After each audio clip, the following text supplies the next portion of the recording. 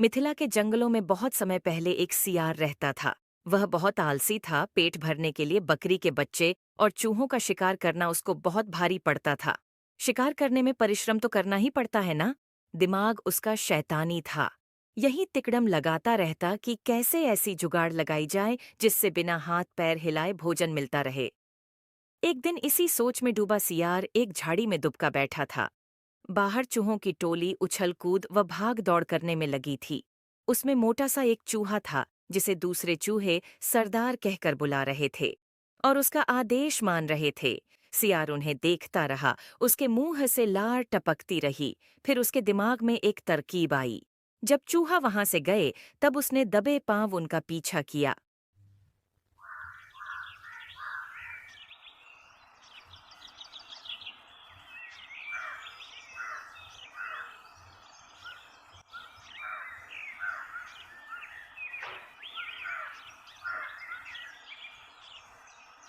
कुछ ही दूर उन चूहों के बिल थे। सियार वापस लौटा। दूसरे दिन प्रातः वह उन चूहों के बिल के पास जाकर एक टांग पर खड़ा हो गया।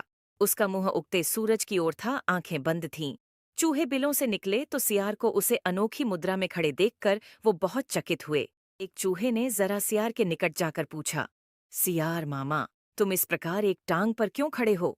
सियार एक आंख खोलकर बोला, मूर्ख, तूने मेरे बारे में नहीं सुना।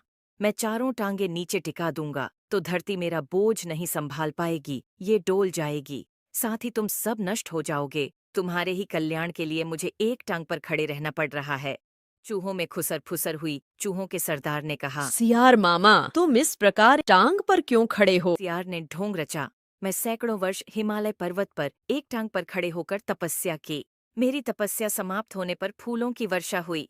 भगवान ने प्रकट होकर कहा कि मेरे तप से मेरा भार इतना हो गया है कि मैं चारों पैर धरती पर रखूंगा तो धरती गिरती हुई ब्राह्मण को फोड़कर दूसरी ओर निकल जाएगी। धरती मेरी कृपा पर ही टिकी रहेगी। तब से मैं एक टांग पर ही खड़ा हूँ। मैं नहीं चाहता कि मेरे कारण दूसरे जीवों को कष्ट हो। एक चूहे ने पूछा, तपस्वी मामा, आपने अपना मुंह सूरज की ओर क्यों कर रखा है? सियार ने उत्तर दिया, सूर्य की पूजा के लिए। दूसरे चूहे ने कहा, और आपका मुंह क्यों खुला है? सियार बोला, हवा खाने के लिए। मैं केवल हवा खाकर जिंदा रहता हूँ। मुझे खाना खाने की जरूरत नहीं पड़ती। मेरे तप का बल हवा को ही पेट में भांति भांति के पकवानों में बदल देता है। उसकी इस बात को सुनकर चूहों पर जबरदस्त प्रभाव पड़ा। अब सियार की ओर से उनका सारा भय जाता रहा। वे उसके और निकट आ गए। अपनी बात का असर चूहों पर होता देख मक्कार सियार मन ही मन में खूब हंसा। अब चूहे महातपस्वी सियार के भक्त बन गए। सियार एक टांग पर खड़ा रहता, चूहों की टोलियां भक्ति रस में डूबकर अपने बिलों में घुसने लगती तो सियार सबसे बाद के 3-4 चूहों को दबोच कर खा जाता। फिर रात भर आराम करता, सोता और डकारे लेता। सुबह होते ही फिर वो चूहों के बिलों के पास आकर एक टांग पर खड़ा हो जाता और अपना नाटक चालू रखता। चूहों की संख्या कम होने लगी। चूहों के सरदार की नजर से यह बात छुपी नहीं रही। एक दिन सरदार ने सियार से पूछ ही लिया है, महात्मा सियार, मेरी टोली के चूहे मुझे कम होते नजर आ रहे हैं, ऐसा क्यों हो रहा है? सियार ने आशीर्वाद की मुद्रा में हाथ उठाया, हे चतुर्मूषक, यह तो होना ही था। जो सच्चे मन से मेरी भक्ति करेगा वह सशरीर बैकुंठ को जाएगा। बहुत से चूहे भक्ति का फल पा रहे हैं।